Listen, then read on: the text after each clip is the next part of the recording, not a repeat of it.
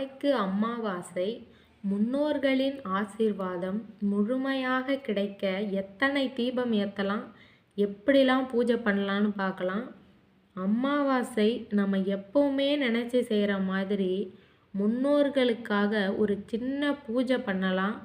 சைவ உணவு சமைச்சு படைக்கலாம். அது கூடவே ஒரு தட்டில் தண்ணி, வாழைப்பழம், கொஞ்சமாக வெல்லம், துளசி இதெல்லாம் வச்சு நம்ம முன்னோர்களுக்கு ஒரு தீபம் ஏற்றலாம். மனசில் ஏதாவது ஆசைகள் இருந்தால் முன்னோர்கள்ட்ட சொல்லுங்கள். எங்கள் குடும்பத்தை ஆசீர்வதிக்கணும், எங்களுக்கு அறிவு, ஆரோக்கியம், அமைதி, செல்வ பாக்கியத்தெல்லாம் கொடுக்கணும் அப்படின்னு வேண்டிக்கோங்க. பித்ருக்கள் திருப்திக்காக ஒரு நிமிஷம் தண்ணீர் சமர்ப்பணம் பண்ணுங்க.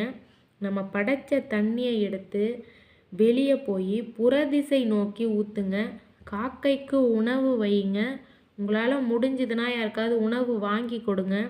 அது மட்டும் இல்லாமல் இந்த அமாவாசை நாளில் கோபப்படாமலும், மது, மாமிசம் சாப்பிடாமலும், வீட்டில் சண்டை போடாமலும், முன்னோர்களை பற்றி மரியாதை வார்த்தையையும் பேசாமல் இருக்கிறது ரொம்ப நல்லது. அப்போ தான் முன்னோர்களோட ஆசீர்வாதம் முழுமையாக கிடைக்கும்.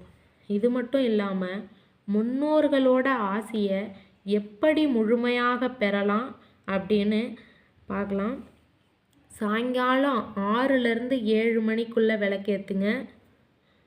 முன்னோர்களுக்கு சமர்ப்பிக்கிற மாதிரி 16 தீபம் ஏற்றுங்க.